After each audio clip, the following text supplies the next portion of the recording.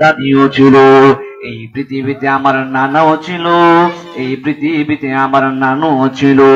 নাই নাই নাই আমার দাদা দুনিয়ার জমিনে নাই, নাই নাই নাই আমার দাদি নাই, নাই নাই নাই আমার নানু দুনিয়ার জমিনে নাই। একজন দুইজন তিনজন করতে করতে এই পৃথিবী থেকে তারা বিদায় নিয়ে চলে গেছে। না জানে কোন দিন আমিও একদিন দুনিয়া ছেড়ে চলে যাব। এই পৃথিবীতে আমার আপনার চাইতে কত জন সম্পদ ওয়ালা লোক, কত বাহাদুরি ওয়ালা লোক, কত সম্পদ শক্তিওয়ালা লোক ছিলেন, কিন্তু আজরাইলের সামনে যেই দিন পড়ে গেলেন, খোদার কি কসম, যেই দিন আজরাইল সামনে হাজির হয়ে যাবে, ওই দিন যদি আজরাইলকে বলেন একটা মিনিট সময় দেওয়ার জন্য, ওই আজরাইলের সামনে যদি বলে আজরাইল আমার হাজার হাজার বিঘা জমি আছে, আমার সমস্ত জমি তোমার নামে লিখে দিব, একটা মিনিটের জন্য আমার সময় দিবানি, ওই আজরাইলের সামনে যদি আপনি এমন ভাবে একতি মিনতি করেন না কেন, আজরাইলে আপনার একটা মিনিটের জন্য একটা সময়ের জন্য সময় দিবে না। এই জন্য ফুলের সৌরভ মানুষের গৌরব চিরদিন থাকে না।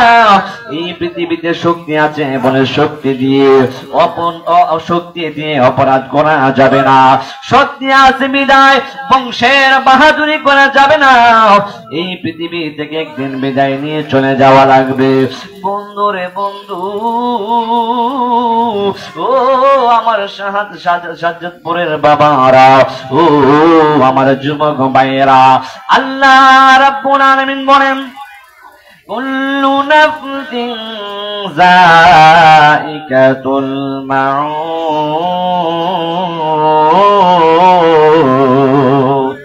আল্লাহ রাব্বুল আলামিন বলেন এই পৃথিবীর ভিতরে আমি আল্লাহ যতটা প্রাণীর ভিতরে প্রাণ দিয়েছি, যতটা প্রাণীর ভিতরে আমি আল্লাহ প্রাণ দিয়েছি, প্রত্যেকটা প্রাণী একদিন মৃত্যু সাথে গ্রহণ করা লাগবে।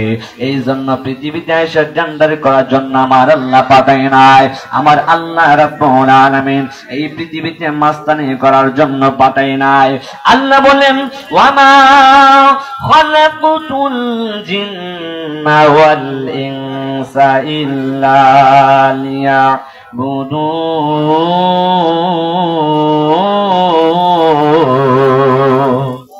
আর যে ব্যক্তি আমি আল্লাহকে ডাকার মতো ডাকতে পারবে না, আমি আল্লাহ তার জন্য জাহান্নামটা বরদাস্ত করে রেখেছি। এই জন্য আজকে শাহজাদাপুর কোনাবাড়ি মরহুম হাসান সর্দার কাদেম সাহেব ও তার বংশধরের মধ্যে এখানে রহিম মাগফিরাত কামনায় আজকের এই মাহফিল দেওয়া হয়েছে।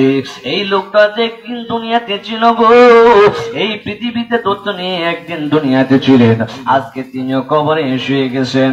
কোথায় গেল তিনার এই বংশধরের মানুষরা? সবাই দুনিয়া ছেড়ে তো একের পর এক দুনিয়া ছেড়ে চলে যাইতেছেন।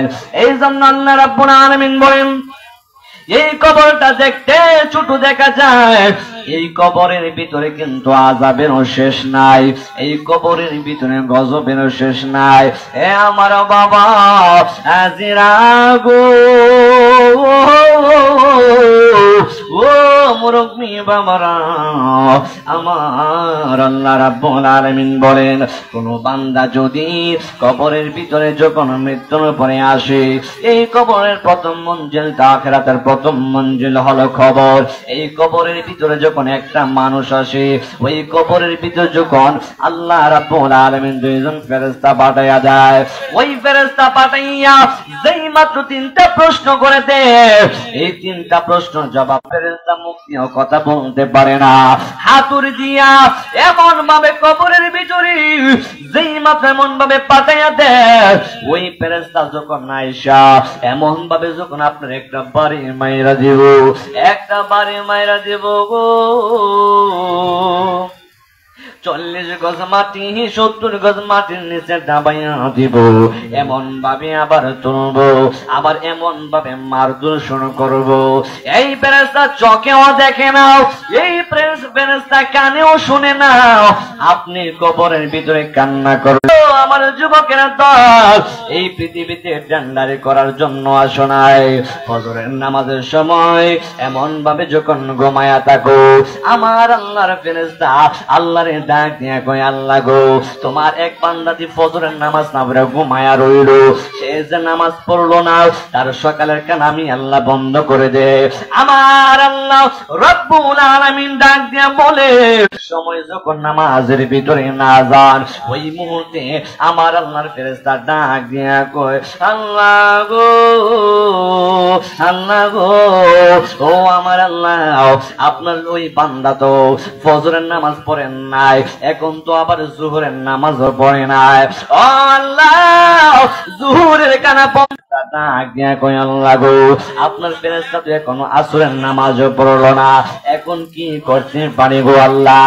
ও আল্লাহ, ও আমার আল্লাহ, এমন ভাবে যখন বান্দাও মাগরিবের নামাজ যখন বন্ধ করে দেয়, এশারের নামাজও বন্ধ করে দেয়, এশারের সময় কোজ নাই, ফজরের সময় কোজ নাই, জোহরের সময় কোজ নাই, এমন ভাবে নামাজে একদিন মাটির ভিতরে হবে গোরে মনামা, কেন বান্ধ দালান গো, প্রাণ পাখি উড়ে যাবে পিঞ্জর